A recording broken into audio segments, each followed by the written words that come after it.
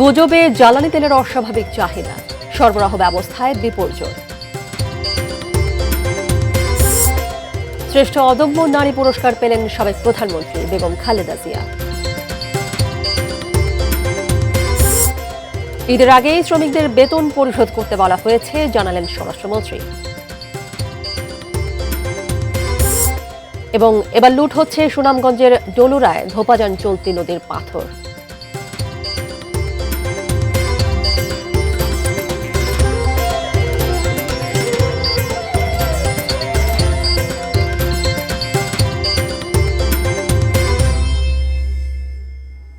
ATN news দেখছেন। দেশের খবরে আপনাদের সবাইকে স্বাগত জানাচ্ছি, আমি তানিয়া আহমেদ। নাসির সিনটেক্স গ্রুপের সৌজন্যে সংবাদ শিরোনাম করে জানিয়ে দিচ্ছিলাম। এবার বিস্তারিত। গুজবে ভর করে আতঙ্কের চাহিদায় রোববার সকালে কার্যত ভেঙে পড়েছিল রাজধানীর জ্বালানি তেল সরবরাহ ব্যবস্থা। সপ্তাহের প্রথম কর্মদিবসের সকাল থেকেই বন্ধ ছিল বেশিরভাগ পেট্রোল পাম্প। যে কয়েকটি খোলা, তাতেও ঘন্টার পর ঘন্টা লাইনে দাঁড়িয়ে তেল কিনতে দেখা যায় যানবাহন মালিকদের। কেন এই দুর্ভোগ, তাই জানার চেষ্টা করেছেন আরাফাত সিদ্দিকী, ছবি তুলেছেন মনিরুল হাসান সুমন। শুক্র শনি ছুটির দিনে বন্ধ থাকে বাংলাদেশ পেট্রোলিয়াম কর্পোরেশনের রাষ্ট্রায়ত্ত তেল কোম্পানি পদ্মা মেঘনা ও যমুনা। আর তাই ডিপো থেকে বৃহস্পতিবার কিছুটা বেশি তেল সংগ্রহ করে রাখেন পাম্প মালিকরা। কেননা রোববার সকালে ডিপো থেকে তেল সরবরাহ শুরু হওয়ার পর বেশিরভাগ পাম্পে পৌঁছতে দুপুর গড়িয়ে যায়। এভাবেই দেশের জ্বালানি তেল সরবরাহ ব্যবস্থা চলে আসছিল দীর্ঘদিন ধরে।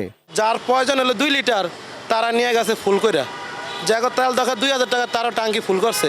তো 3 দিনের তেলটা আমাকে একদিনে শেষ করে নিয়েছে। এই জন্য আমাকে পাম্পে তেল নাই। আজকে রোববারে আবার তেল আসবে, সবাই তেল পাবে, সব পাম্প খুলে দেবে। তেলের কোনো স্বল্পতা নাই, তেলের কোনো ঘাটতি নাই। আমরা কন্টিনিউ তেল দেওয়ার পর আজকে 6 দিন এভাবে দিতেছে। তাইলে বাংলাদেশে ঢাকা শহরে কত হাজার বাইক আছে। গুজবে কান দিয়ে সাধারণের আতঙ্কের এই চাহিদায় রোববার সকাল থেকেই ভোগান্তি পোহাতে হয় সাধারণ মানুষকেই। অতিরিক্ত তেল বিক্রি করায় শুক্রবার রাত থেকেই একে একে বন্ধ হতে থাকে রাজধানীর পেট্রোল পাম্প। তেজগাঁও এলাকায় সেনা পরিচালিত ট্রাস্ট ফিলিং স্টেশন খোলা থাকলেও তাতে তেল কিনতে আসা গাড়ির লাইন 2 কিলোমিটার ছাড়িয়ে যায়। আলহামদুলিল্লাহ অনেক কষ্টে 4 ঘন্টা মহাখালী ফ্লাইওভার থেকে আসছি, এই পর্যন্ত 4 ঘন্টা পরে তেল পাইলাম, তাও 2500 টাকার। টেকনিক্যালে বন্ধ, আমিন বাজারে বন্ধ, গাবতলি বন্ধ, মিরপুরের মধ্যে বন্ধ, প্রত্যেকটা পাম্প বন্ধ।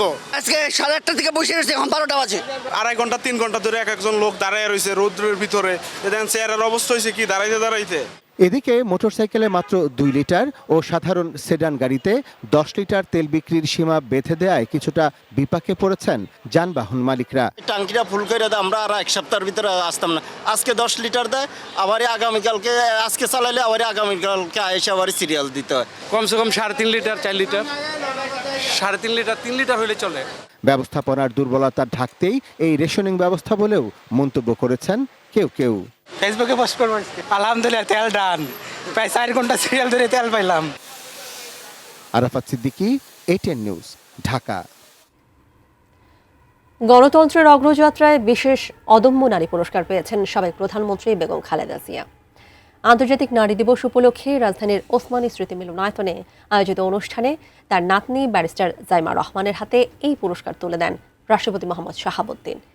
দেশের প্রথম নারী প্রধানমন্ত্রী হিসেবে রাষ্ট্র ক্ষমতায় থাকা এবং ক্ষমতার বাইরে থেকেও গণতন্ত্র ও নারীর ক্ষমতায়ন নিয়ে সোচ্চার ছিলেন বেগম খালেদা জিয়া। নারী শিক্ষা বিস্তার সহ বিভিন্ন ক্ষেত্রে রেখে গেছেন গুরুত্বপূর্ণ অবদান। সেই অবদানের স্বীকৃতি হিসেবে এবারের আন্তর্জাতিক নারী দিবসে তাকে দেয়া হলো গণতন্ত্রের অগ্রযাত্রায় বিশেষ অদম্য নারী পুরস্কার।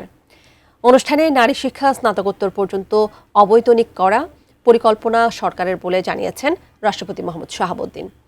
সারা দেশ থেকে নির্বাচিত আরও 5 জন শ্রেষ্ঠ নারীকে অদম্য নারী পুরস্কার দেয়া হয়। অনুষ্ঠানে বিশেষ অতিথি হিসেবে বক্তব্য দেন খালেদা জিয়ার পুত্রবধূ ও সমাজকর্মী ডাক্তার জুবাইদা রহমান। বর্তমান সরকারও নারী শিক্ষার প্রসারে গুরুত্ব দিচ্ছে। স্নাতকোত্তর পর্যায় পর্যন্ত মেয়েদের জন্য অবৈতনিক শিক্ষার সুযোগ চালুর পরিকল্পনা নিয়েছে সরকার। গণতন্ত্র অগ্রগায়নের অদম্য Begum Khaleda Zia. She was the torch bearer of democracy for all the democracy loving people around the world. বাংলাদেশও এমন একটি দেশ হবে যেখানে প্রতিটি নারী ও কন্যা শিশু নিরাপদ, মর্যাদাবান এবং সম্ভাবনাময় উজ্জ্বল ভবিষ্যতের অধিকারী হবে। আজকের পদক্ষেপ আগামী ন্যায় বিচার, সুরক্ষিত হোক নারী ও কন্যার অধিকার। এই প্রতিপাদ্য সামনে রেখে বিভিন্ন জেলায় যথাযোগ্য মর্যাদায় আন্তর্জাতিক নারী দিবস পালিত হচ্ছে।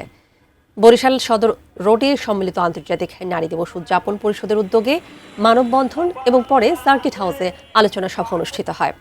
যশোরের সচেতন নাগরিক কমিটির আয়োজনে মানববন্ধনে নারী অধিকার প্রতিষ্ঠা ও নির্যাতন বন্ধের দাবি জানানো হয়। গোপালগঞ্জে আলোচনা সভায় নারীর সম্মান ও মর্যাদা রক্ষায় সবাইকে এগিয়ে আসার আহ্বান জানান বক্তারা। এদিকে মেহেরপুরে র্যালি ও আলোচনা সভার মধ্য দিয়ে দিবসটি পালিত হয়েছে। এছাড়া রাজবাড়ী, নেত্রকোনা, চাঁপাইনবাবগঞ্জ সহ বেশ কিছু জেলায় নারী দিবস উদযাপন করা হয়।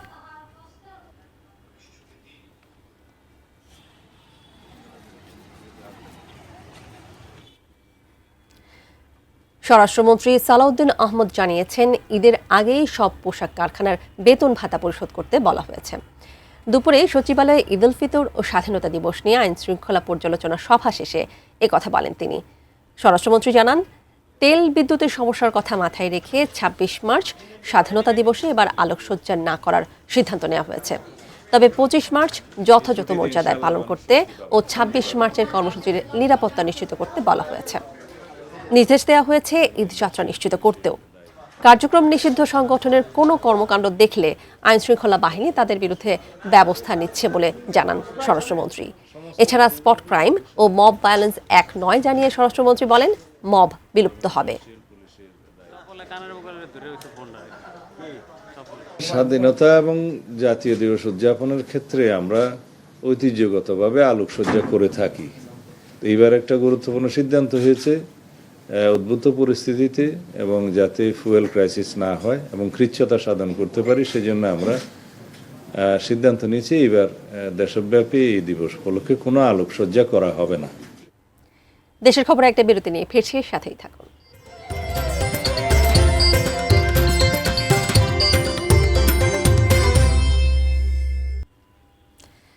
ফিরে এসে স্বাগত জানাচ্ছি দেশের খবরে।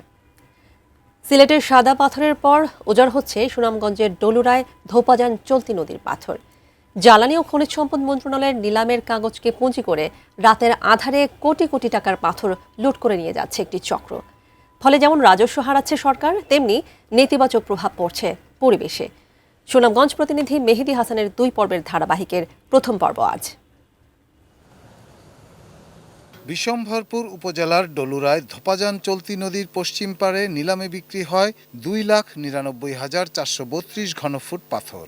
অবশিষ্ট ১,৯৭,৫৩২ ঘনফুট পাথর অপসারণের জন্য ৮টি শর্তে অনুমোদন দেয় জ্বালানি ও খনিজ সম্পদ বিভাগ। যেমন ২৮ ফেব্রুয়ারি থেকে ৬ মার্চ পর্যন্ত ৭ দিনের মধ্যে পাথর অপসারণ করে নিতে হবে, তবে রাতে নয়, অর্থাৎ সূর্যোদয় থেকে সূর্যাস্তের মধ্যে। কিন্তু বাস্তব চিত্র একেবারেই ভিন্ন। সরকারি নিলামকে পুঁজি করে রাতের আঁধারে ২০ থেকে ২৫টি ট্রাক নদীর পশ্চিম পাড় থেকে অবাধে পাথর লুটে নিচ্ছে। লুটপাটের সেই দৃশ্য ধরা পড়ে গণমাধ্যম কর্মীদের ক্যামেরায়। রাতের আঁধারে পাথর সরিয়ে নেয়ার বিষয়ে কোনো সদুত্তর নেই ট্রাক চালকদের কাছে, বরং মোটরসাইকেলে করে পালানোর চেষ্টা করেন লুটের সঙ্গে জড়িত শহীদুল আলম নামে এক ব্যক্তি।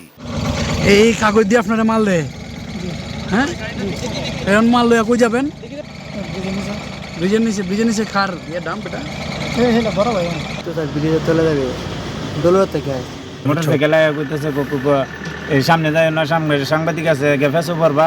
আমি কইলাম যে রাতে আমার এনো ঢুকতো না। আপনি তো মাল এগুলো ভাই নিতাছেন, রাখতাছেন, রিসিভ করতেছেন। এর আগেও ভাই 3টা গাড়ি আমরা দেখছি রিসিভ করছে। আমার কেন কোন গাড়ি ঢুকছে না ভাই? 3টা ঢুকছে ভাই। ডলুরার পাথর লুটের ঘটনায় ক্ষুব্ধ ও উদ্বিগ্ন জেলাবাসী। আর বরাবরের মতো প্রশাসনের আশ্বাস, কঠোর ব্যবস্থা নেওয়া হবে। ওই পাথরের জায়গায় বাইরে থেকে পাথর নেওয়া যাবে না, অথবা নদী থেকে পাথর উত্তোলন করা যাবে না, এবং সূর্যাস্তের পরে এই পাথর পরিবহন করা যাবে না। যদি এরকম কোনো কার্যক্রম করা হয়, সেক্ষেত্রে বর্ডার গার্ড বাংলাদেশ এবং বাংলাদেশ পুলিশ তারা কার্যকর ব্যবস্থা গ্রহণ করবে। সুনামগঞ্জ সিলেট অঞ্চলের ধোপাজান চলতি নদীর বালি ও পাথর উত্তোলন ২০১৮ সাল থেকে বন্ধ, তবে নানা কায়দায় চলছে বালু ও পাথর লুটপাট। Shahidul Rana, desk report, ATN news. পরিবেশ, বন ও জলবায়ু পরিবর্তন মন্ত্রী আব্দুল আউয়াল মিন্টু বলেছেন, পরিবেশ খাতে লুটপাট আগে যাই হয়েছে ভবিষ্যতে আর হবে না। ফেনী সার্কিট হাউসে সাংবাদিকদের সঙ্গে আলাপকালে তিনি এসব কথা বলেন।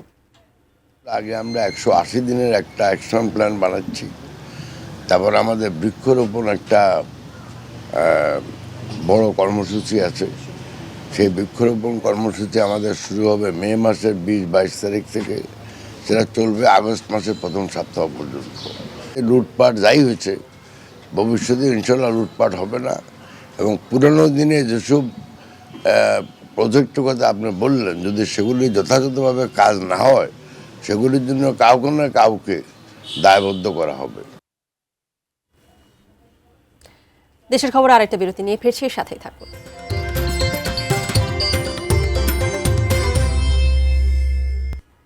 আবারও স্বাগত দেশের খবরে।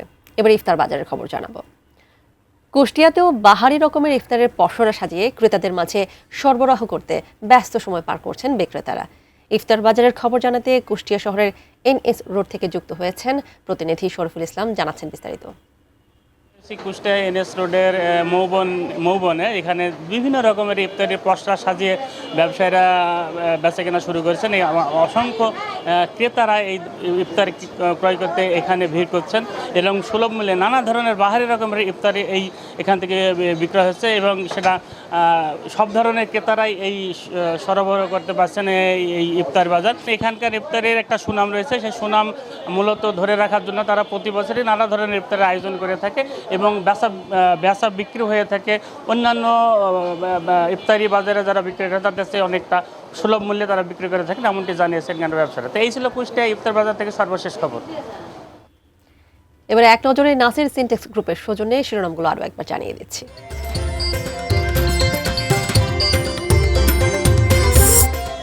গুজবে জ্বালানি তেলের অস্বাভাবিক চাহিদা, সরবরাহ ব্যবস্থায় বিপর্যয়। বিশেষ অদম্য নারী পুরস্কার পেলেন সাবেক প্রধানমন্ত্রী বেগম খালেদা জিয়া।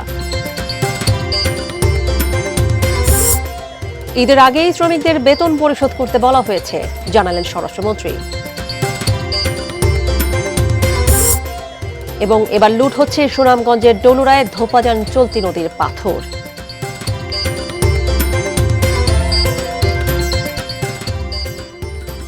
এই ছিল দেশের খবরের সর্বশেষ। ধন্যবাদ এতক্ষণ আমাদের সাথে থাকার জন্য।